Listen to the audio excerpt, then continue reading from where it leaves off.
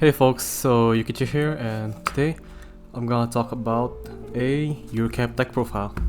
So this Yuru set has been out since late 2024, and um, it has been hit in the balance once, but recently it came back full power because Bushiroad released a balance that's essentially just, trying to increase the power level of like older decks or unhit the decks that were hit because they have nothing else to hit, right? And new cards just keep getting stronger and stronger. So yeah, despite this deck being essentially at full power now, there isn't a lot of people who picked it up, or it hasn't shown any results, simply because the meta is just much more stronger, or it can do what it does but better, right? So anyway, we have 8 climaxes, 4 door, 4 bar. So the bar is for the level 1 combo, and the door is for your level 3 finisher, right? So yeah. For the level 3s, I have the finisher here. So this finisher is actually the reason why I picked up this deck, because it can deal a lot of damage just from one card, right? So it is a 3-2 that has 3 soul base, unlike most level 3s that have 2 soul. And its effect is that on play it gains the effect of Musashi, that whenever the damage it deals gets cancelled, you mill the top card of your deck and you burn equals to the level of the revealed card plus 1. So if you reveal level 3, you burn 4. If you reveal level 0, like a climax, you burn 1. So yeah, simple as that. Its actual climax combo effect is that end of its attack, you pay 2, ditch 2, and you restand. So it is a resetting finisher, but because it has a 3 soul base, you're swinging for 4 souls, Musashi, restand 4 again. So you're dealing like a lot of damage, meaning that there are some instances where if your opponent has a bad deck state, you can kill them the moment you hit level 3. So yeah, a really nice finisher. And people in JP don't really play this build anymore because they prefer the blue one that's more stable, right? There's a burn 1, burn 2. So it kills. It's a much more stable finisher when your opponent's at level 3. Unlike this one where it can sometimes horror, but because you're swinging for a lot of damage, they can also cancel much more easier. And also the blue build plays the tents, meaning that they can gain a form of compression through the markers in the tents. So for the area plays, I'll be playing 8 of them.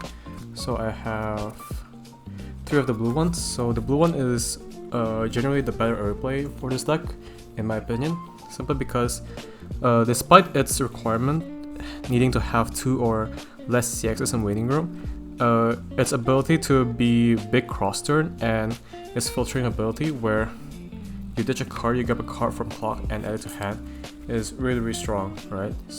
So if you have if you refresh a climax, just say during your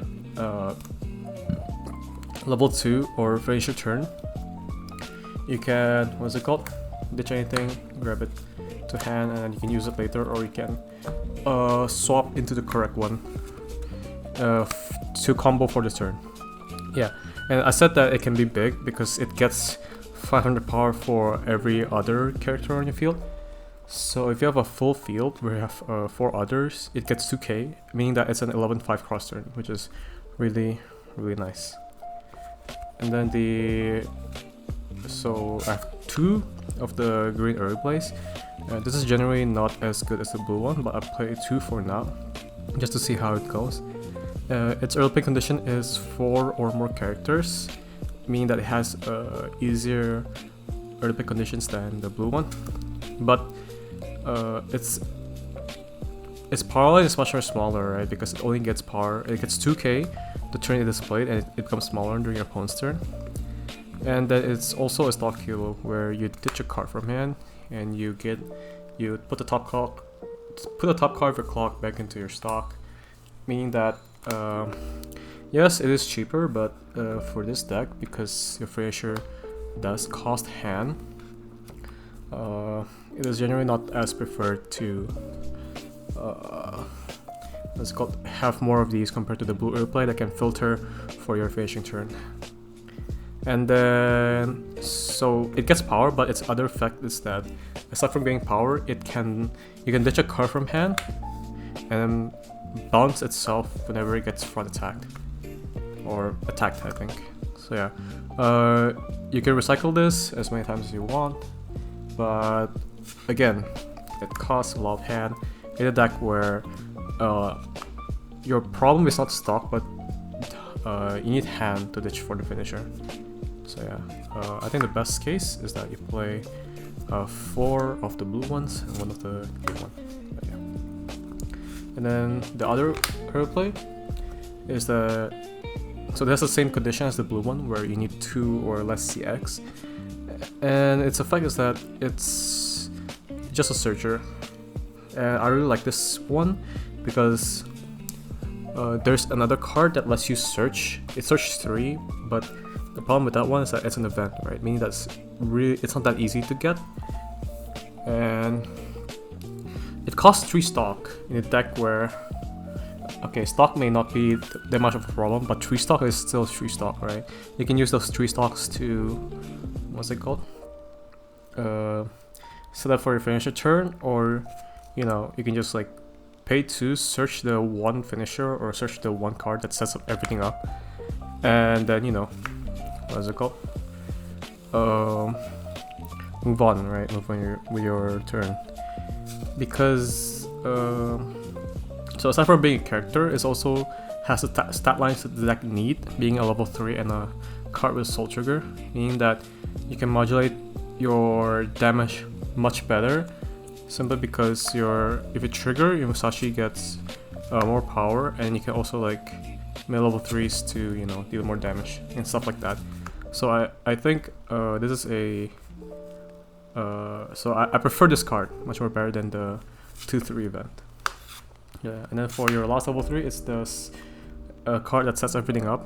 So on play, you ditch a card, and you play a character from your hand whose level equals to your current level or lower. So at level 3, you play level 3 or lowers. So you just spam out your finisher, and then this other effect is that you pay 1 extra and then you salvage a climax from your waiting room to your hand. So it circumvents the, what's it called? The cost of your finisher, meaning that you technically save stock. It also you spend 1 more stock, and then it just, what is it called? Pays for its own cost because you grab climax. So yeah, a very nice card. If you're not playing the climax assault, or you can choose to not play the climax assault to play 1 more copy of this. But for now, the level 0 climax assault is really good because, you know, it's level 0, you can grab it easily. Well, for this one, it's sometimes not always the best because there are just turns where you do need the stock in order to do like double combo and, you know, kill your opponent. So yeah. For the level 2s, I only play 2. So it's the what's it called? The stock shuffle, and then the level 2 global power pump. So let's talk about the stock shuffle first. So this card was actually choice restricted with your setup level 3, simply because this deck was really good at, or this deck was released in an era where the meta was you kill your opponent at high level 2s, right? So Bushiro made it so that the players have to choose whether they want to be consistent or they want to sack your opponent by having the stock shuffle choice restricted with your setup tool. So the fact is that you pay 1, dish 1 extra, and your opponent shuffles like their stock into their deck, and then they put the same number of cards into their stock. So yeah, another thing with this stock shuffler is that it has a 2 soul base, meaning that if you are doing like a, what is it called, low resource level 3, and you have this, you're not really missing out on a lot of damage. Because let's just say that you paid all of your stock in order to set up these, so double finisher, 1 shuffler. You can still technically do full combo because the finisher is the restander, right? So it kind of pays for itself. So climax, you swing, you get a stock, and then you swing again. You do its effects, right? Such as Musashi, or like, sorry, you trigger first and then you do its effects, Musashi, and then because now you have 2 stock and you pay it, restand, swing again, you get 1 stock, and then you swing for the last finisher, and now you have 2 stock, you pay it, you restand again. So yeah, what is it called? It's just a thing that you can do in case, you know, you don't have to optimal finish your turn. But yeah.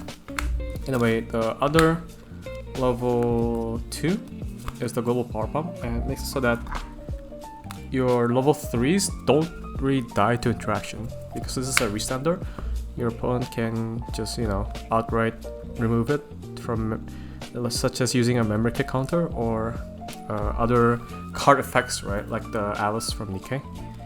So this pumps 1k to all of your characters, multiplied by the number of their soul triggers. So if you have a climax, so you get 1k, 1 soul. Now it pumps 5k because it gets 1 soul and 1k. So now it's a 14k beat stack. You swing, and then let's just say if you trigger soul trigger, it becomes a 15k or higher because you can restand and trigger again. So it just makes it so that your level 3 finisher is uncontested, and it's also really good for your level 1 combo, which I will talk about later.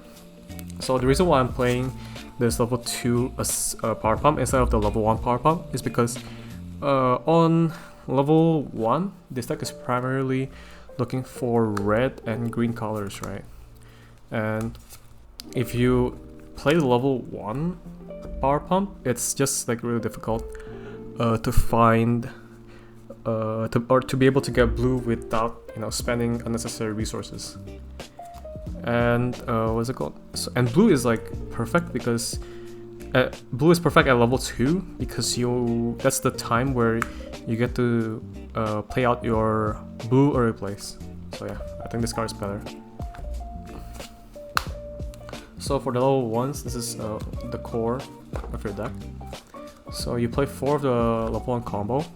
So this combo gets 3k during your turn, right? So it's a 7k base during your turn. And then this comic combo is the on reverse. You blind stock, and then you reveal top deck.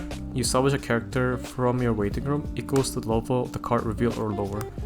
So this card is really strong because it generates you like 2 resources. It generates you hand, it generates you stock, right? And what's it called?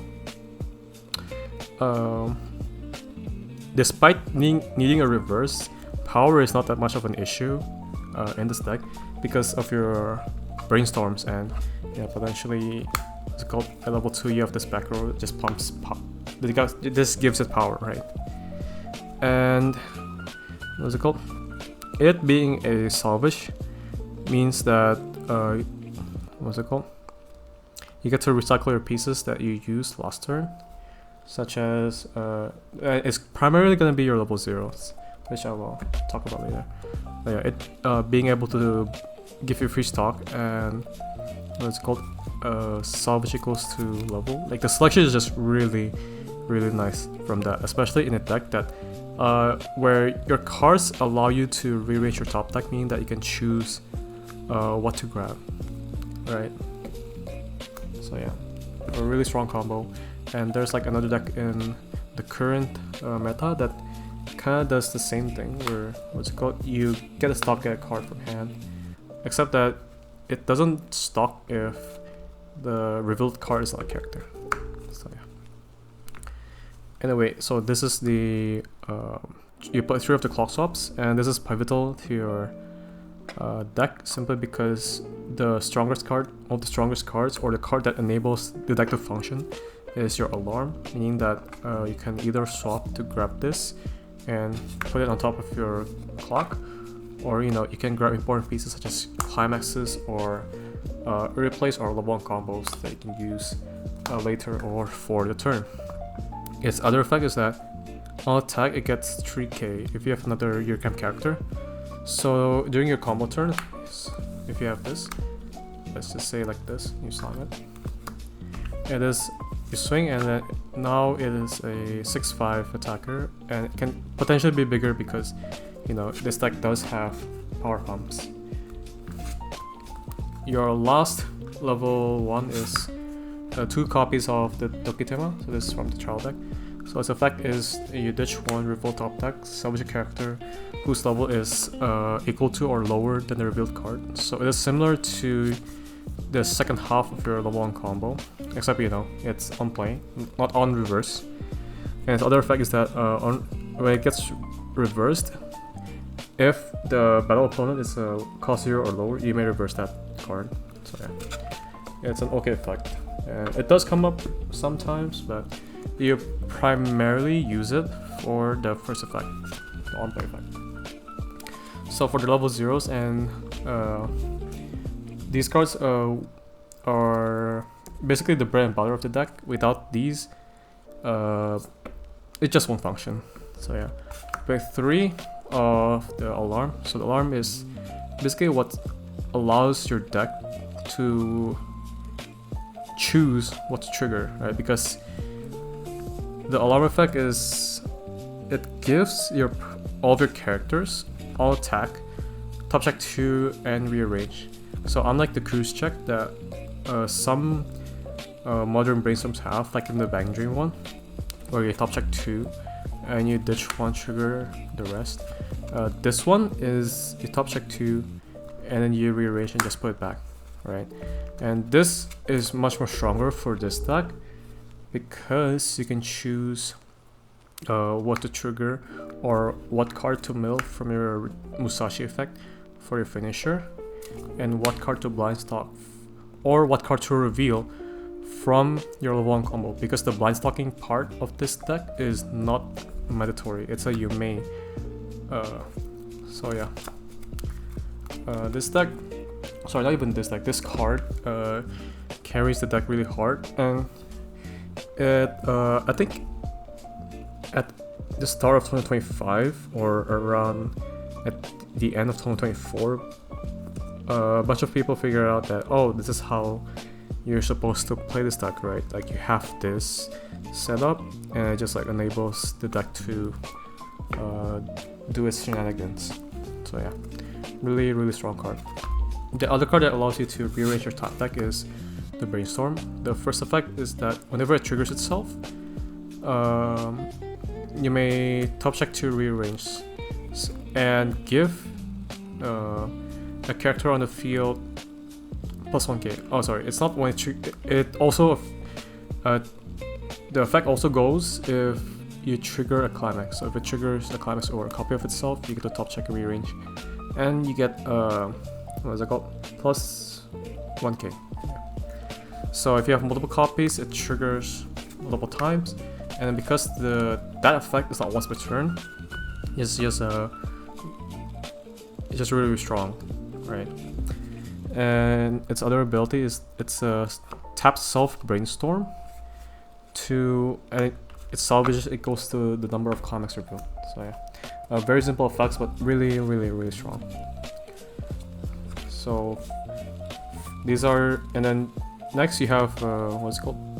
Your plussing slash core level 0s. Aside from those two, right? Because those two are used for top secret rearranges, where these ones are you kind of need them to, you can use them as your attackers or plussing options. So you play 4 of the, what's it called? On attack, ditch 1, check top 4, grab a character, level 0. It's a very simple effect, but being able to mill without combo is, or without spending stock, is kind of like a privilege. And these kinds of effects are usually either on play or on death. So having it on attack is not that bad of a thing to have, especially since it makes it so that you can mill through your deck even though you don't have combo and such. Then you play 3 copies of the clean cut and 3 copies of the aqua. So for the clean cut, it's also an oversize, and it's gated by whether you have 2 or less stock. So it's a 3/5 oversize. Meaning that if you open this, it's not totally a dead card, because you know it's just 3/5, and a lot of decks, or you know some older decks just can't really beat 3/5, right? And it's also a clean cut, so if it beats an opponent during battle, during both turns, you get to force rest. Oops, you get to force rest, and you get to shove it to the back row. Really strong effect, and this card in tandem with the what's called attack top check 4 makes it so that you're able to maintain a card advantage while also milling through your deck. Yeah, really strong. And for the aqua, its effect is on death you pay 1, clock yourself from top deck, reveal the top 2 cards. If it's and then you grab up to 2 characters from the revealed cards. So the more recent versions of this deck, they play the Ricky simply because it's a much better way to, you know, what's it called? It's more precise on what cards you can grab, and not to mention that Ricky also serves as a power pump.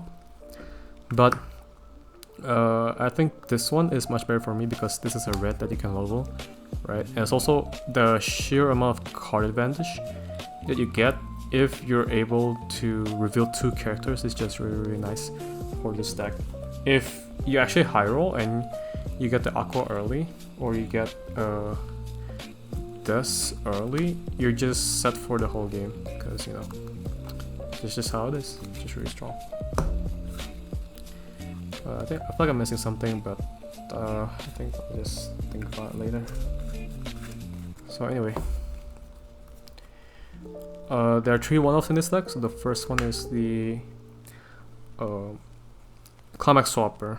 So aside from this, there's another one, the set that is on play on death. You Climax Swap from waiting room, but this one in particular is it swaps from deck. So you pay 1, you grab a Climax from deck, and you shove back a Climax from hand back to the deck and shuffle. So yeah, its other effect is that it's also a free runner. So if you open this, it's not like the worst thing ever, because you can still run away unless your opponent has stunners. The reason why you play this is because this deck has really easy ways to access waiting room, right? Because you have the Dokitema, and you have the Avon combo and such. But because sometimes, or a lot of times, you will reveal level 0s, having a way to access the correct climax easily is really, really important, especially since, you know, compared to this card, paying 1 stock is much cheaper than paying 3 stock anyway. So yeah, that's why I think, like, what's it called? If you prefer a more high rolly playstyle, you play the level 3 setup. But if you want to play it a bit more safe, you play 1 copy of the Climax Swap. It's also useful because if you have the wrong climax early on, you know, even though you're playing bar, and if you trigger bar, it's like really easy to set up to get your climax. Yeah, even though that happens, they're just like, what's it called? It's just nice to be able to have this, and it's like guaranteed to do your combo at level 1, the moment you hit level 1 instead of missing tempo. So, anyway, the second one-off that I play is what's it called? This level 0, what's it called? Brainstorm 5, right? It's a trial deck Brainstorm. So its first ability is that whenever you play Climax, you give a character 1/5, I think, yeah, 1/5. So it's a very useful effect, especially in a deck that cares about reverses, right? Or that cares about having to dodge interactions. And its Brainstorm is that you tap self, pay the cost, and then you Brainstorm for 5. You draw 1 for each Climax revealed. So decks in JP, they don't really play this, but I do play it because sometimes going through 5 decks and then draw and then trying to draw for your climax is really nice, right? Especially because what's it called? The sheer amount of cards that you can move through from this one card is like is unbeatable, basically. And with this level 0, you can potentially go through like, so this 2 alone you can go through 9, and if it triggers 3 you can go through 3 more, so it's like around, what's it called, 12 cards that you mill. And a lot of decks they can't really do that, right? So yeah, if you do get the chance of using it, I think it is just very useful the moment it's there. The last card is a bouncer. Yeah, the first effect you don't really care because it's I think it gets 1k for every one of your opponent's characters. So if your opponent has like a oversized, you might be able to beat it. But you primarily use it for its bouncing effect. You pay 1 digit card, you choose one of your opponent's characters and bounce it. Really useful if your opponent has like you know, interactions in the front row or stuff that can like floodgate you in the back row, like Nikkei, right? Yes, everything's just Nikkei nowadays. So yeah, that is for the deck profile. I think that given the chance, people should try and play the deck again, but obviously because of how, you know, the meta is changing and this deck is not that new anymore, right? Yeah, there might be builds or there might be like variations you can try, but this is just how I prefer to play it. So yeah, anyway, that's all from me today. Thank you for watching and see you guys next time. Bye bye.